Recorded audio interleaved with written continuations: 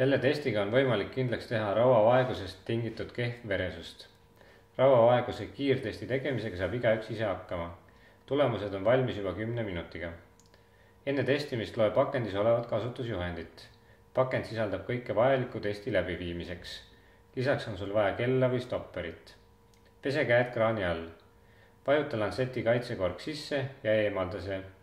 Puhasta sõrm ja masseeri seda õrnalt. Vajuta lansett tugevalt vastu sõrme otsa.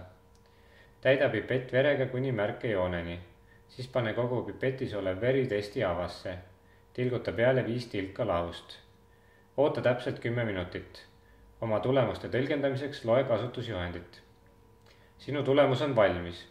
Oled kontrollinud, kas sinu väsimuse ja energiapuuduse põhjuseks on rauapuudus ehk normist madalam ferritiini tase.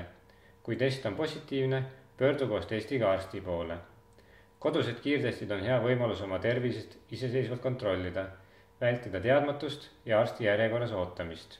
Kodune testimine annab parema suunise lisauuringute tegemiseks ja efektiivse ravi saamiseks. Kiirtesti tegemine hoiab kokku nii sinu kui ka arsti aega ja raha.